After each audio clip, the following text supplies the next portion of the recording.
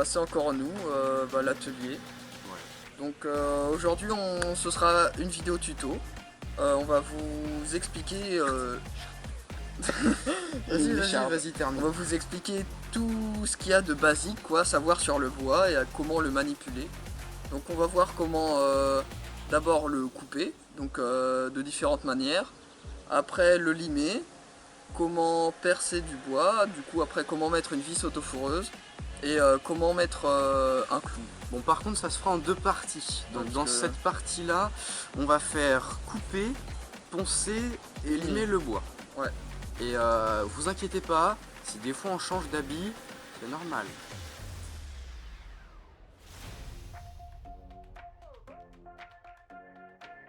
Donc là on va commencer par couper du bois mais à la scie. Donc là c'est une belle scie Stanley, hein. Voilà, un petit virement s'il vous plaît. Donc là tout d'abord les consignes de sécurité.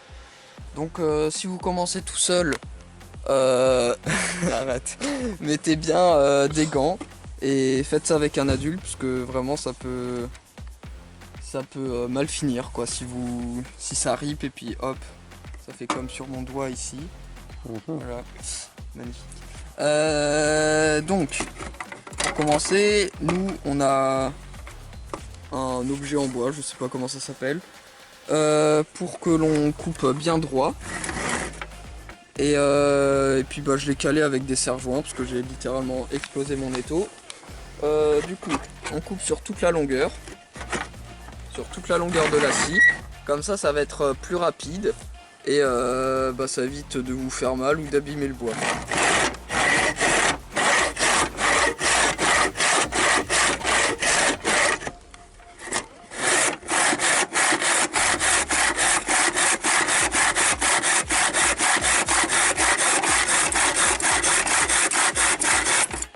Bon voilà.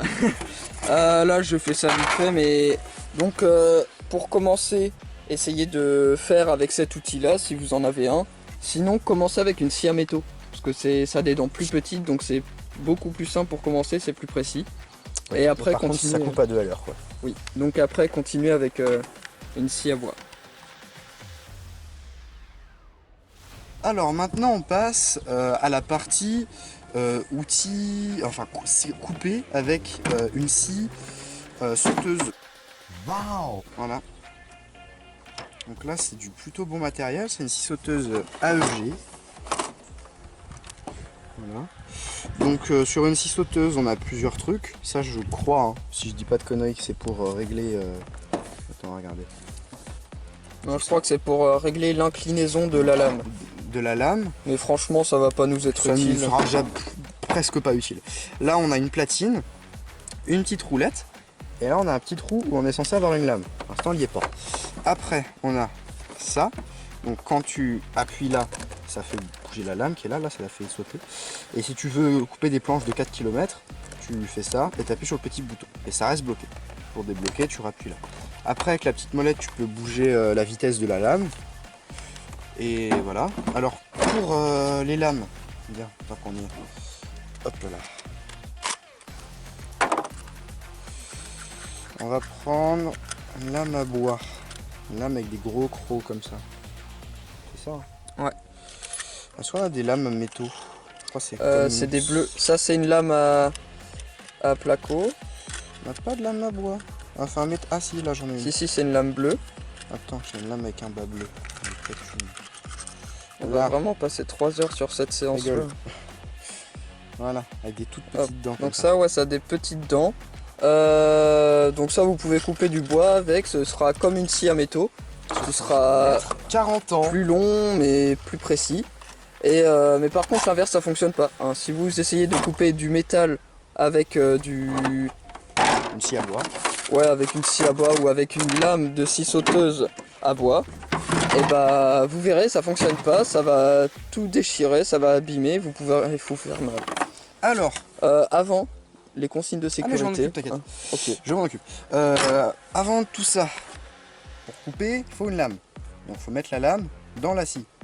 Si vous êtes teubé, hein, mettez la lame dans le bon sens. Mettez pas la lame comme ça. Parce que tu peux pas couper du coup. Tu vas couper la molette là du coup. Ouais, c'est ça. Donc Tu ouvres le petit loquet rouge là. Comme ça, tu le pousses bien à fond. Tu mets ta lame dedans, tu pousses et tu lâches. Et là, tu vois, c'est bon. Et là, vous vérifiez déjà. Tout d'abord, vous faites ça quand c'est, quand il n'y a pas de courant dedans, quoi. Parce Ouais, que il faut que ça soit débranché, hein, parce que là, tu vois, t'es tranquillement en train de mettre ta lame, puis je crois que c'était allumé. Et aussi, vous regardez déjà, comme il a fait Maël, si elle bouge, si elle peut s'enlever à la main. Et si elle est droite. si elle est bien enclenchée dans la molette. Et si elle est droite aussi, si elle est bien perpendiculaire. Bah si elle est bien alignée. Perpendiculaire, ouais, bien alignée, quoi. Parce que si elle est pas droite, vous allez péter votre lame. Et ça veut dire que c'est mal enclenché, du coup la lame peut se barrer. Quand Voilà. elle veut, en fait. Donc, consigne de sécurité. Faites pas ça tout seul. Avec des gants, des lunettes de protection de préférence. Et éventuellement un casque anti-bruit. Parce que ça, c'est une scie sauteuse AEG, c'est de la plutôt bonne marque. Mais quand vous avez un truc un peu pourri, ça peut faire beaucoup de bruit. Et les copeaux de bois peuvent vous sauter aux yeux et ça fait mal. Et si vous êtes vraiment riche, vous pouvez brancher un aspirateur. Là. Bon bah c'est parti. Alors, on va couper ce bout de bois. Donc on va vous expliquer juste après comment utiliser des serre-joints. C'est juste que Maël sait pas trop s'en servir. Ta gueule. S'il te plaît, ta gueule. Si vous voulez faire un truc bien propre, vous tracez un trait, quoi. Ouais, sauf que là on s'en branle. Voilà. Ouais, on va juste faire une coupe pour couper. Attends, je vais l'éloigner. Voilà, on va se mettre comme ça. Donc il y a quand même une bonne partie qui dépasse. Hein. Parce qu'après, comme je sais pas comment ça s'appelle, là, tu l'as dit tout à l'heure. Ça. La platine. La platine, comme la platine elle prend pas mal de place. Bah, elle est plutôt large la platine, si vous pouvez pas passer entre ça et le bois, vous allez couper une lamelle de bois en fait et ça va être inutile. Ça va être minable aussi. Et surtout, très peu utile. Hop. Voilà, maintenant que ça bouge plus. Enfin la table elle bouge. Ta gueule. Ça. De toute façon je m'en fous, c'est pas ma table. Et on fera bientôt une vidéo comment réparer cette table, parce que ça va arranger beaucoup de monde en fait. Ouais, ça va arranger tout le monde, nous et vous, parce que du coup, vous arrêterez d'avoir un cadrage qui fait ça. Et ça vous arrêterait de vomir, voilà. Donc on l'a dit, nous on le fait pas, parce qu'on essaye de parler. Donc on vous l'a dit, mais nous on le fait pas, mais mettez des gants, casque de protection, des lunettes. Et mettez pas vos doigts là-dessus. Voilà, et vérifiez que déjà le fil n'aille pas en dessous de la lame. Parce que si vous coupez le fil, c'est un peu con, quoi. Bah du coup, tu vas faire un bon gros court-circuit dans toute ta putain de maison. Voilà. Alors, pour couper, tu poses la platine là. Tu poses le début de la platine. Là, tu vois, à peu près droit. Tu lances ta lame, parce que si tu lances là, elle va avoir un peu plus de mal à partir. Si tu la lances là, tu arriveras dans le bois, elle sera déjà à pleine charge. Voilà. Donc c'est parti. Pour couper, t'appuies fort dessus. Donc t'appuies dessus et tu pousses. Parce que ça avance pas tout seul. Voilà. Et tu tiens un peu là quand même, parce que sinon ça se casse la gueule. C'est pas comme une machine à coudre. Hein, et là t'appuies.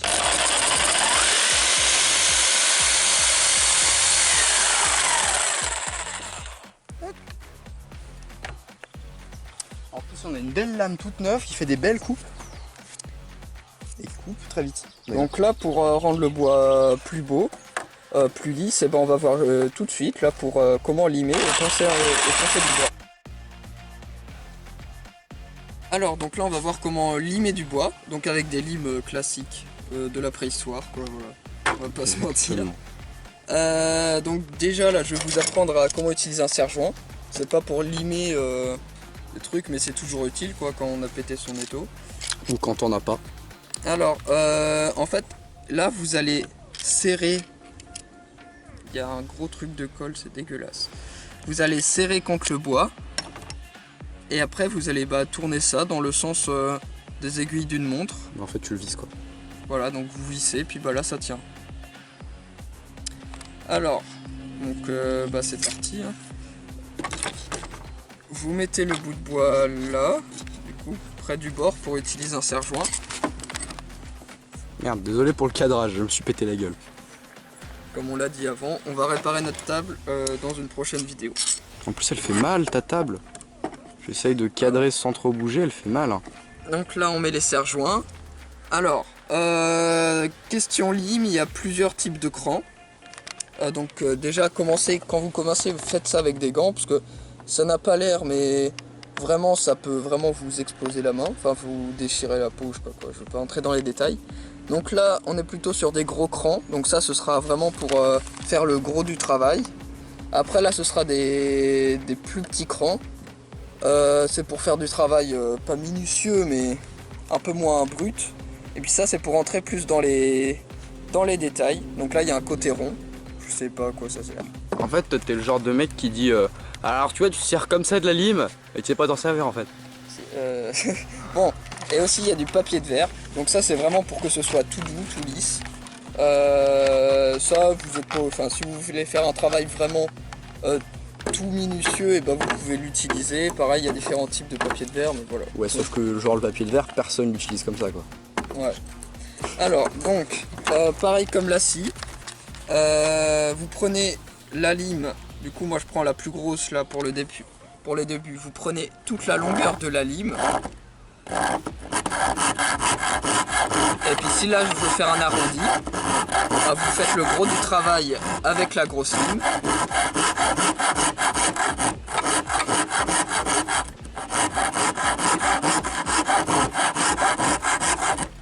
C'est marrant parce que la cam bouge pas mais on voit la table bouger.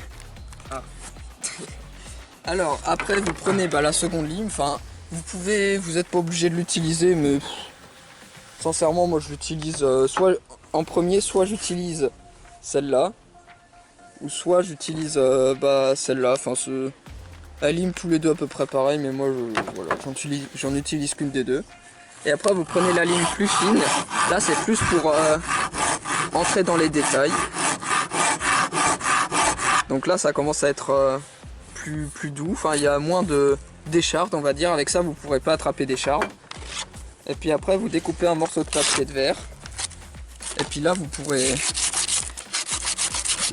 poncer comme ça, et là vraiment c'est doux quoi, c'est magnifique. Voilà. Bon, alors, vous avez vu comment faire pour poncer avec des outils de la préhistoire. Là, on a ce qu'on appelle des ponceuses. Donc la ponceuse Bosch, c'est une ponceuse de type ponceuse vibrante.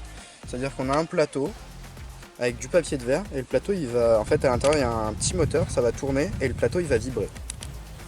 Et si vous mettez rien, ça peut faire office de vibromasseur. Après vous faites ce que vous voulez. Avec chacun ses occupations, voilà, avec les ponceuses. Moi je fais pas ça. Et là on a ce qu'on appelle une ponceuse orbitale, c'est-à-dire que c'est une ponceuse sur laquelle on va venir placer un disque de papier de verre, et le disque il va tourner très vite. Hein, voilà. Bon après celle-là c'est un peu une ponceuse vieille et merdique, c'est-à-dire que la platine là elle se barre. Donc je vais quand même vous montrer comment ça marche parce que je suis con. Voilà. Donc on va commencer par la ponceuse vibrante parce que c'est la plus simple à utiliser et techniquement la moins dangereuse. Donc justement pour ça, peut-être pour l'orbital, faites attention, mais pour celle-là, vraiment pas besoin de gants. Pas besoin de gants, éventuellement de lunettes de protection. Ouais, parce que ça, il y en a, pas celle-là, mais il y en a où on peut brancher un aspirateur derrière, comme l'orbital. Et ben en fait ça envoie plein de sueur de bois. Ça va t'envoyer beaucoup de sueur de bois par là en fait, c'est tout. Ouais, sauf qu'il y en a en fait c'est vers ta tête quoi, du coup c'est très énervant. C'est pas fou. Bon. Vous n'êtes pas obligé d'utiliser des casques anti-bruit, ça fait pas tant de bruit que ça. Donc pour ponceuse, c'est comme avec ta mère. La lime. Non, pas avec le papier de verre. Non, pas avec le papier de verre. C'est comme la scie sauteuse. Scie sauteuse, voilà, t'as une petite gâchette, le petit bouton pour bloquer. Moi, après, c'est ma technique, faites comme vous voulez. Avec ce genre de ponceuse là, je lance et après, je mets ma main comme ça pour avoir une plus grande précision et plus de confort parce que c'est pas hyper confortable comme ça. Donc tu vois, tu lances ton truc et tu ponces.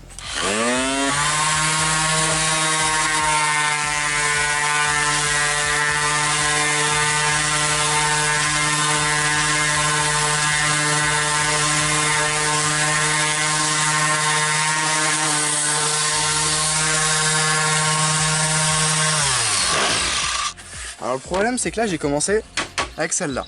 Sauf que ça en fait, on peut le constater, c'est plus une ponceuse de finition. On a toujours de la crasse, c'est toujours un peu dégueu.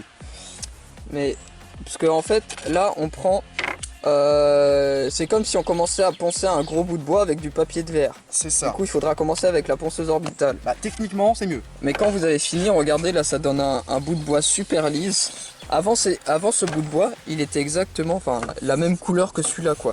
Mais quand on y passe du temps et de la volonté, bah ça donne un truc vraiment super. Donc maintenant, on va voir comment utiliser cette merde, enfin ce truc. Sachant que là, je l'ai mis à vitesse maximale, hein, parce que je suis un gogol.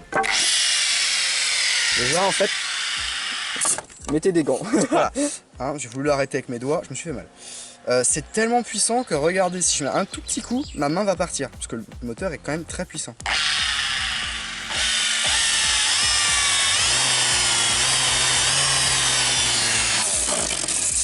Voilà. Donc là, ça a explosé la table. J'ai victime la table. Donc, ça c'est plutôt une ponceuse pour faire du gros œuvre. Si vous voulez faire de la précision, il faut utiliser ça. Après, si vous avez que ça ou que ça, bah, démerdez-vous. Je peux pas trop vous aider. Donc, pour poncer avec ça, c'est quand même mieux d'avoir des serre-joints, mais je m'en bats les couilles. Donc, c'est pareil qu'avec l'autre. C'est bien de faire comme ça, mais il faut avoir techniquement les deux mains comme ça. Donc voilà. Et il faut appuyer aussi. Donc mettez un serre-joint quand même. Ouais, mettez un serre-joint, mais là franchement on s'en bat les couilles.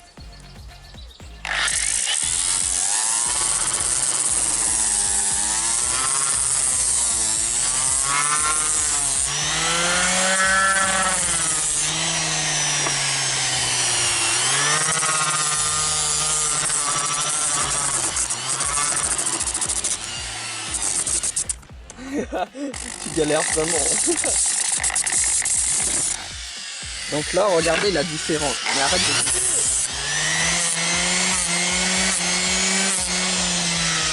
Ah oui. Et le problème de ce genre de ponceuse, c'est que ça a une fâcheuse tendance à bouffer les disques. Donc si vous achetez une ponceuse comme ça et que pour un bout de bois comme ça vous en prenez qu'un, et bah ça va pas le faire quoi. Enfin, Oh si, ça suffit. Bah ouais, mais et si après, ça bouffe les bords. Bon, c'est pas grave, là tu vois j'ai fait tout le bout de bois et après tu fais. Là du coup t'as plein de petits cercles, tu fais la finition avec ça et t'as un bout de bois nickel. Merde, j'ai débranché. Hop. Voilà, je vais le brancher, je vais faire les finitions. Hop.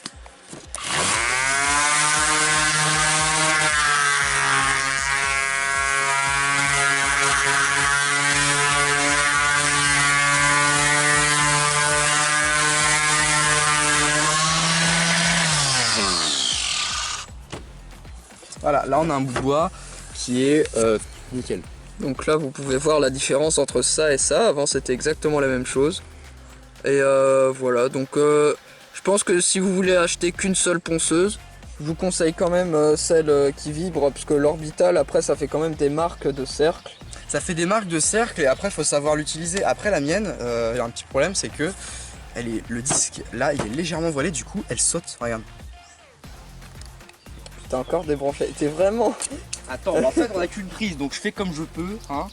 En fait le problème tu vois qu'elle va avoir, c'est que le disque là il va sautiller. En fait tu vois tu peux l'utiliser comme ça, sauf que là le disque va sauter.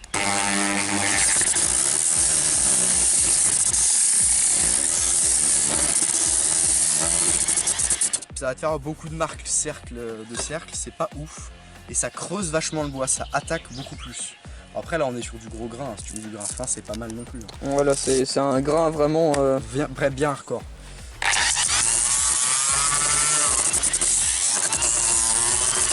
Alors c'est une fin de vidéo. On espère que cette vidéo vous aura plu.